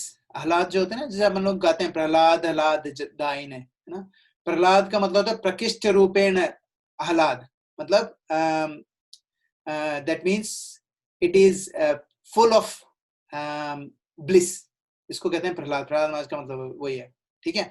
तो अब प्रहलाद महाराज भगवान को बोलते हैं, भगवान आपको पर्सनली देखने से मुझे इतना आनंद मिल रहा है, जितना आनंद जो निराकार ब्रह्मांड ब्रह्म ज्योति, निराकार ब्रह्म ज्योति को पाने से जितना सुख मिलता है, वो जो सुख है, वो मेरे को जो सुख मिल रहा है उसके मुताबिक इतना छोटा है, जितना एक बछड़े के खुर से जो निशान बनता है जमीन पे, उसमें जितना पानी आता है उतने पानी के बराबर बन जाता है. क्या जो वो मिल रहा है हमें, जो मुझे आनंद मिल रहा है, जो आनंद मुझे मिल सकता था ब्रह्म ज्योति में या मुक्ति में, वो अगर आनंद एक छोटे से पडल के बराबर है, छोटे सा इतना सा पानी, इतने से पानी के बराबर है, उसके मुकाबले जो मुझे अभी ब्लिस मिल रहा है वो ओशन, एवर इंक्रीजिंग ओशन के बराबर है. तो प्रहलाद महाराज क्लियरली कहते हैं कि जो पर्सनालिटी ऑफ गॉड हेड जो है वो हमें ज्यादा ब्लिस देती है. कितना ब्लिस देती है, अनलिमिटेड, है ना. सो रूप गोस्वामी भी बात करते हैं नेक्टर ऑफ डिवोशन में. आई थिंक आप लोगों में से काफी सारे लोगों को पता होगा, 3 तरह की, there are 3 types of happiness उसमें बताई गई है, 3 stages of happiness. One is bhogananda, दूसरा ब्रह्मानंदा, तीसरा प्रेमानंदा. सो जो भोगानंदा है वो मटेरियल एंजॉयमेंट है, जैसे प्रमोशन हो गया, नई गाड़ी खरीद ली, शादी हो गई, या बच्चा हुआ, ये सारे जो मटेरियल एंजॉयमेंट होते हैं ना, ये इसको कहते हैं भोगानंदा. और उसके ऊपर जो एंजॉयमेंट होता है वो होता है ब्रह्मानंदा. ब्रह्मानंदा होता है कि जब जब आप इतनी प्रैक्टिसेस करते हो जिसके कारण आप मुक्त हो जाते हो शरीर से, और आप ब्रह्म ज्योति में मिल जाते हो जाके, मर्जिंग इनटू द ब्रह्मांड, ठीक है, उसमें उसमें बहुत सारा आनंद मिलता है, ठीक है। फिर तीसरी स्टेज होती है प्रेमानंद। प्रेमानंद वो होता है जो हम जिसकी बात कर रहे हैं, कृष्ण प्रेम, है ना, कृष्ण प्रेम। अब जो कृष्ण प्रेम है ये अगर एक ओशन है तो ब्रह्मानंद है वो छोटा सा पडल है ना, और जो भोगानंदा है वो है ड्रॉप। तो हम लोग क्या कर रहे हैं, हम लोग ये ड्रॉप पाके यहाँ पर बहुत मस्ती कर रहे हैं, अरे वाह मजा आ गया यार, मजा आ गया, यू नो, बहुत मजा आ रहा है इस वर्ल्ड में। लेकिन वो जो मजा है वो एक ड्रॉप के बराबर है। And what Chaitanya Mahaprabhu is offering us, ocean of ever increasing bliss, है ना। सो आनंद मुदिवर्धनम। फिर उसके बाद आता है, उसके बाद कहते हैं कि अभी क्या मटेरियल हमें जो ये जो भौतिक प्रकृति है इसमें क्या होता है, सबसे पहले क्या आता है, सुख आता है, फिर दुख आता है, फिर सुख आता है, फिर दुख आता है। जैसे आपको कि पिज्जा खाने की बहुत क्रेविंग हो रही है and you are eating pizza, मजा आ गया, मजा आ रहा है, मजा आ रहा है, और जैसे ही थोड़ा सा पेट भरता है, जितना आपका पेट भरता जाता है उतना आपका मजा कम होता जाता है। मोस्ट ऑफ लोगों के लिए, सब लोगों के लिए नहीं, most of the people they will, वो उनको मजा कम होने लग जाता है, ठीक है। तो हम लोग इसको, इस जो मटेरियल वर्ल्ड को क्या बोलते हैं, भोग त्याग, भोग त्याग। कभी बार इतना खाना खा लेते हैं तो कहते हैं यार अब तो मैं एक हफ्ते तक कुछ नहीं खाऊंगा यार, बिल्कुल नहीं खाऊंगा, एक हफ्ते तक नहीं खाऊंगा, लेकिन फिर नेक्स्ट डे वापस खाना शुरू। तो उसको कहते हैं भोग त्याग। एक बार खाया, फिर नहीं यार अब नहीं खाना, फिर वापस खा लिया, नहीं अब नहीं खाना, ऐसे कहते हैं भोग त्याग, भोग त्याग, भोग त्याग, ठीक है। लेकिन अभी इसमें चैतन्य महाप्रभु बोलते हैं कि ये जो मैं आपको ऑफर कर रहा हूं ये है अनलिमिटेड ओशन ऑफ ब्लिस। तो क्वेश्चन आता है, क्या ये जो आप अनलिमिटेड बोल रहे हो ये अनलिमिटेड है या इसमें कोई गैप भी है, ठीक है। अब गैप है कि नहीं है ये नेक्स्ट इसमें बताते हैं। वो प्रतिपदम पूर्णा मतास्वादनम। प्रतिपदम का क्या मतलब होता है, एवरी स्टेप, दैट मीन्स इसमें नेक्टर है, ब्लिस है, एवरी स्टेप पे। और क्या है प्रतिपदम के बाद क्या है, पूर्ण अमृत। अमृत का क्या मतलब होता है, नेक्टर। पूर्ण का मतलब कंप्लीट, नेक्टर आस्वादनम मतलब टेस्ट। तो कब है पूर्ण, every step you have this nectar, this taste. ऐसा नहीं है कि भोग त्याग, भोग त्याग, थोड़ा मजा आएगा फिर नहीं आएगा, फिर मजा आएगा फिर नहीं आएगा, ऐसा नहीं, continuous. It enables one to taste complete nectar at every step and there is no looking back. फिर लास्ट में है सर्वात्मा सनापनम परम विजयते श्री कृष्णा संकीर्तनम। सर्वात्मा सनापनम, ठीक है। It is literally means bathing in the soul in Krishna consciousness, ठीक है। सर्वात्मा सनापनम, स्नान करना, स्नापनम, है ना, मतलब हम लोग किसमें नहा रहे हैं, कृष्णा कॉन्शियसनेस में, ठीक है। इतना मजा आता है इसमें, इतना, it's a completely pure love. अब वो जो लव है वो कहाँ पर दिखता है हम लोगों को, गोपियों में दिखता है। तो जैसे वो मैंने शायद लास्ट टाइम भी शेयर करा था कि नारद मुनि भगवान से पूछ रहे थे कि भगवान आपके जो भक्त हैं, आपके सबसे ज्यादा एलिवेटेड भक्त कौन है। तो भगवान ने बोला सारी गोपियां। तो नारद मुनि ने बोला बट इतने सारे तपस्वी हैं, उतनी वो कर रहे हैं, ये गोपियां तो कोई ऑस्टेरिटीज नहीं कर रही हैं, और गोपाल कुछ भी नहीं करते हैं ऑस्टेरिटी, और ये इतने सारे तपस्वी कर रहे हैं, ये कर रहे हैं, वो कर रहे हैं, इतनी सारी ऑस्टेरिटीज कर रहे हैं, ये लोग आपके भक्त क्यों नहीं है। तो उन्होंने बोला एक काम करो, तुम भी तो मेरे भक्त हो। बोले हाँ। बोले मैं भी हूँ आपका भक्त, तो वो मेरे से ऊपर कैसे हैं। बोले हैं, बताऊंगा मैं तुम्हें। फिर एक बार वो नारद मुनि को बोलते हैं कि मेरे सिर में दर्द हो रहा है। अब भगवान को कैसे दर्द हो सकता है, ये भगवान की इच्छा, भगवान को ये बताना था कि डिवोटीज कैसे हैं। तो भगवान ने बोला कि देखो मेरे को सिर दर्द हो रहा है और मेरे सिर्फ एक ही दवाई है कि मेरे किसी भक्त के चरणों की धूल मेरे सिर पे लगा दो तो मैं एकदम ठीक हो जाऊंगा। नारद मुनि 10 कदम पीछे भाग गए, बोले नहीं नहीं नहीं नहीं, मैं तो नहीं देने वाला भाई, आपके आपके माथे पे मेरे चरण धूलि डालूंगा तो इससे बड़ा पाप कुछ हो ही नहीं सकता, सवाल ही नहीं, मैं तो नहीं कर सकता। तो भगवान ने बोला ठीक है जाओ, जाके सारे तपस्वियों से, सारे जितने मेरे भक्त को जानते हैं सबसे जाके मांगो, कोई ना कोई तो देगा। तो सबके पास जाते हैं, सब लोग मना कर देते हैं, बोले यार ये दिस इज रबिश, क्योंकि हमें इनको हम धूल देंगे उनके सिर पे लगाने के लिए तो आज हमें इटर्निटी के लिए नर्क में जाना पड़ेगा। उसके बाद ये पहुंचते हैं गोपी के पास। गोपियों को बोलते हैं कि भगवान श्री कृष्ण के सिर में दर्द हो रहा है और उनको डिवोटीज की चरण धूली चाहिए। तो उन्होंने बोला, सारी गोपी ने बोला ले आओ बाल्टियां भर भर के, और वो मिट्टी में अपने पाँव से करने लगी और एक दूसरी उसको निकाल के लेके जा रही है। बोले ले जाओ जितनी मिट्टी ले जानी है। तो नारद मुनि बोलते हैं तुम लोग कैसे हो कि अगर तुम अपने आप को डिवोटी कहते हो और तुम भगवान को अपनी चरण की धूली लगाने के लिए दे रहे हो, तुम्हें पता है इससे you can go to hell for eternity, नर्क में जाना पड़ेगा पूरी इटर्निटी के लिए। तो गोपियों ने बोला भगवान के सिर के दर्द को 1 सेकंड के लिए मिटाने के लिए अगर हमें पूरी इटर्निटी के लिए नर्क में रहना पड़े तो हमें कोई प्रॉब्लम नहीं। तो ये जो आनंदम बुद्धिवर्धनम प्रतिपदम, ये जो रस स्वादन गोपियां कर रही हैं, इनका कोई पार ही नहीं है, क्योंकि यही एक कृष्ण प्रेम में है ना। ये कृष्ण प्रेम में जिस तरीके की एलिवेशन आती है वो हम लोग सोच भी नहीं सकते। Okay, so that's it. हम लोगों ने आज एक ही वर्स कर पाए, but I think we will stop here क्योंकि थोड़ा सा ज्यादा हो गया।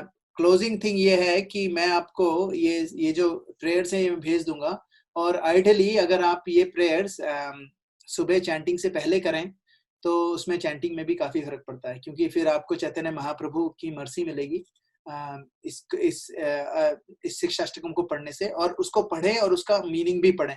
और कोशिश अगर आप रोज पढ़ेंगे तो आपको याद भी हो जाएगा मीनिंग के साथ, फिर आपको देखना नहीं पड़ेगा। लेकिन जब तक आपको याद नहीं हो रहा है तो आप इसको रोज पढ़ें चैंटिंग शुरू करने से पहले। It takes around 3 minutes, but that is the best investment because you are invoking the mercy of Lord Chaitanya.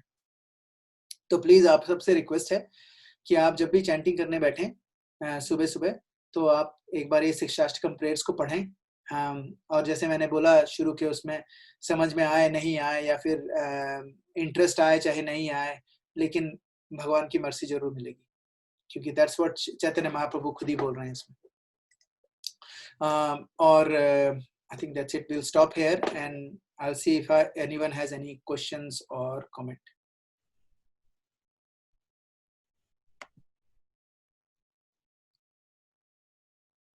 Wonderful class प्रभु, मजा आ गया। आनंदम आनंदम। थैंक यू प्रभु। कोई शेयर करना चाहेगा, कोई रियलाइजेशन या फिर कोई चीज आप लोगों को ऐसा लगा जो आप लोग यूटिलाइज कर सकेंगे आगे उसमें? आनंदम बुद्धि हो गया। That's good Prabhu, that's really good, that's really good. अच्छा प्रभु जी, मेरा एक क्वेश्चन था। यस माता जी। प्रभु जी, कल हम वो पढ़ रहे थे उसके अंदर प्रभुपाद लीलामृत के में 2-3 क्लासेस बैक कि जब वो यूएस जा रहे थे तो प्रभु उन्होंने बहुत सारी कॉपीज शिष्टाष्टकम की ली थी। तो यही था कि मतलब जो इतनी ग्लोरियस है इसके अंदर, उसको दिखाने के लिए वेस्टर्न पीपल को। माता जी ये प्रभुपाद ने सिर्फ अपने लिए ली थी, ठीक है, अपने लिए ली थी, और वो जो वो एक्चुअली लोगों को बांटने के लिए ली थी डेफिनेटली, लेकिन वो वो इसलिए बता रहे थे कि ये चैतन्य महाप्रभु का मिशन है। उनको पता है कि अगर जो शिष्टाष्टकम पढ़ेगा उसको डायरेक्ट चैतन्य महाप्रभु की मर्सी मिलेगी, और जैसे ही उसको मर्सी मिलेगी it will be easier for them to chant, it will be easier to get, क्योंकि सबसे ज्यादा मर्सीफुल कौन है? जैसे कहते हैं ना कि सबसे ज्यादा मर्सीफुल, सबसे पहले बोला जाता है सबसे ज्यादा मर्सीफुल हैं भगवान श्री कृष्ण, ठीक है। वो क्या है, भगवान श्री कृष्ण को क्या बोला गया है कि ऐसे टीचर हैं जो इजी पेपर बनाते हैं, ठीक है, ताकि हम लोग पास हो जाए। लेकिन उनसे ज्यादा मर्सीफुल कौन है? राधा रानी। वो क्या करती हैं, वो इजी पेपर बनाती हैं, उसमें भी वो ऑप्शन डाल देती हैं कि डू एनी वन, ठीक है, सॉरी एनी 5 of the 10, तो वो क्या डिस्काउंट दे देती है हम लोगों को, फिर भी कृष्णा पास कर देंगे। फिर उसके बाद उनसे भी ज्यादा मर्सीफुल कौन है? उनसे ज्यादा मर्सीफुल है चैतन्य महाप्रभु। चैतन्य महाप्रभु क्या कहते हैं कि do any 5 but this is the answer, just copy करके लिख दो, ठीक है। फिर कुछ डिवोटी ने उसको आगे भी बढ़ाया कि उसके बाद प्रभुपाद आए। प्रभुपाद कहते हैं don't worry about writing anything, just नाम लिख दो उस पे, I'll pass, I'll get you sorted, ठीक है। तो चैतन्य महाप्रभु, सॉरी, जो प्रभुपाद जब लेके जा रहे थे शिष्टाष्टकम की इतनी सारी कॉपीज, उसका मतलब ही ये था, क्योंकि once you know शिष्टाष्टकम there is nothing left in this world to understand, nothing. Holy name, क्योंकि it glorifies the holy name, it gives you importance of the holy name. और तो अगर प्रभु जी holy name मतलब में, yes माता जी। हाँ, तो प्रभु जी मतलब वो भगवत गीता और भागवतम के साथ साथ वो चैतन्य महाप्रभु के जो शिष्टाश्रम है उसको भी वो कर रहे बिल्कुल थे। बिल्कुल लेके गए थे उसके साथ में, ओके क्योंकि प्रभु जी, थैंक यू। क्योंकि Srimad Bhagavatam is like 12 cantos, how many 15,000 verses. Shishtastakam 8 verse, all the knowledge available readily. Right प्रभु जी, थैंक यू प्रभु जी। हरे कृष्णा। और किसी का कोई Hare Krishna, Prabhu. हरि बोल प्रभु जी। I just missed this one. Shishtastakam was composed by Chaitanya Mahaprabhu, is it? I missed that. That is correct, yes. Joined little 10 minutes delayed. Yeah, it is Thanks. definitely composed by Chaitanya Mahaprabhu, yes. This is the only Okay. thing that was composed by Chaitanya Mahaprabhu. He did not compose anything else. This is the only 8 verses that he has left with us. और उसका एक reason है, उसका reason ये है कि because if you know and if you understand these 8 verses, there is nothing else to understand. Literally nothing else. ठीक है, तो and this was picked up by Prabhupada. This Oh, important. It has been written in Chaitanya Charitamrita Anta Leela 20th chapter. All the verses are written in there. Okay, Prabhu. तो वो लिखा है कृष्णराज कविराज गोस्वामी ने, वो कृष्णराज रूप गोस्वामी की पद्यावली में से निकाल के लिखा है उन्होंने। तो रूप गोस्वामी तो डायरेक्ट एसोसिएट थे ना चैतन्य महाप्रभु के। Oh, okay. That Goswami who wrote this directly associated with. Yes, the person who wrote this first time, yes, he is directly used to associate with Chaitanya Mahaprabhu. He heard it from him directly. Oh, super, Prabhu. Badhiya.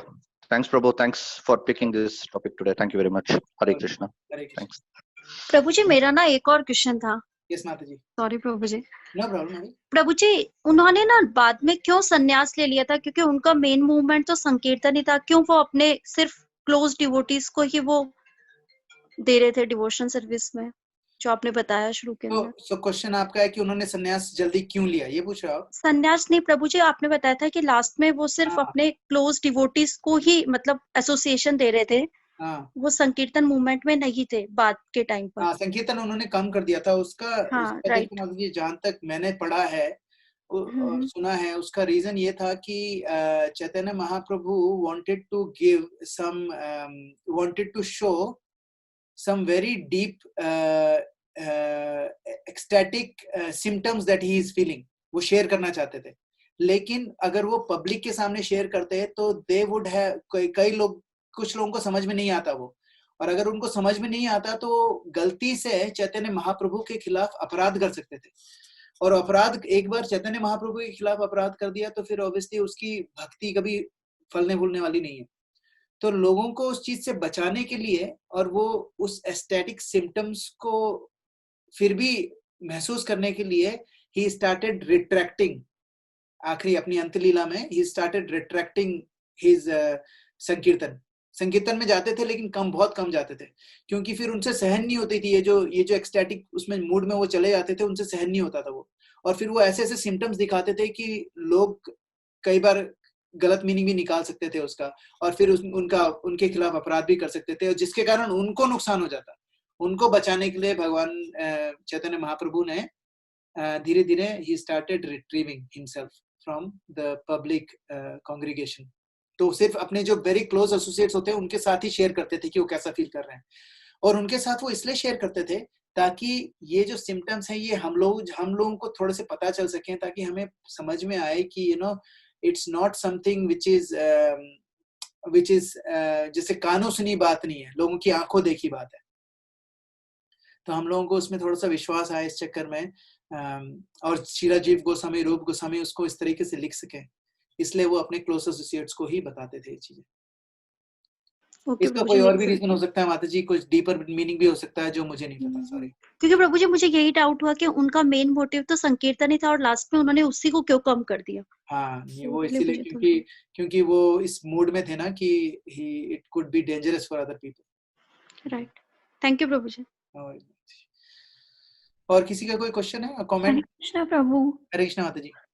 प्रभु आपने अभी बताया कि 24 years तक वो गृहस्थ जीवन में रहे, नहीं 24 एज तक, एज ऑफ 24 तक। हाँ बस उनकी शादी के कुछ साल बाद ही took संन्यास।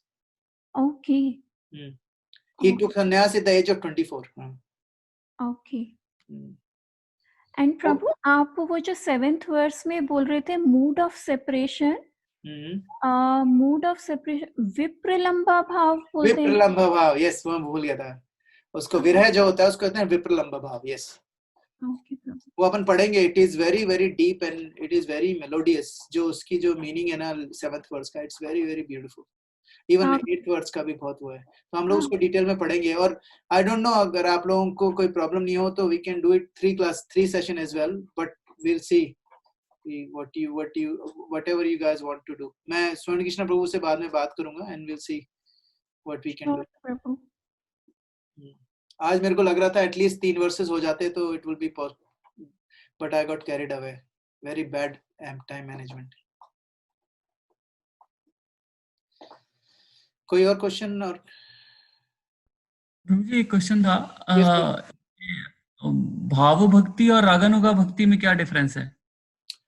रागानुगा भक्ति जो है, रागानुगा इज स्पॉन्टेनियस, जो आपके अंदर से आपकी अंदर से एक नेचुरल फ्लो हो गया आपका। अब आपको डिफरेंस इज, सॉरी, जो पहला वाला कौन सा था? वैदिक साधना भक्ति। वैदिक साधना भक्ति क्या होती है? जैसे छोटे बच्चे को ब्रश करने के लिए बोला जाता है, ठीक है। वैदिक साधना होती है कि मन कर रहा है नहीं कर रहा है थप्पड़ मार के करा दिया, ठीक है। फिर उसके बाद जो रागानुगा है वो वाली स्टेज है जब वो बच्चा थोड़ा सा बड़ा हो गया, उसको समझ में आ गया कि it is very very very nice, I have, it is very good for me, and I am feeling okay with it. तो वो दूसरा हो गया। और तीसरा स्टेज क्या होगी कि यार वो he is brushing his teeth and he is just dancing and he is just lying on the floor। उसको ब्रश करने में इतना मजा आ रहा है कि he just can't even fathom what he is doing। he is in love with to brushing his teeth। ये difference है। और कोई डिफरेंस नहीं है। एक जो रागानुगा भक्ति होती है उसमें क्या होता है, भाव, वो भाव से पहले की स्टेज है ना। और जो भाव की स्टेज ऐसा होता है, भाव की स्टेज में भी आपकी रागानुगा भक्ति ही होती है, लेकिन रागानुगा भक्ति can start before you get into भाव भक्ति। ठीक है प्रभु, thank you.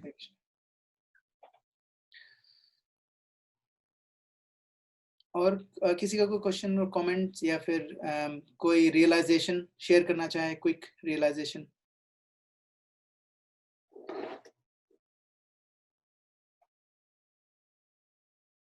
So I think we'll stop here।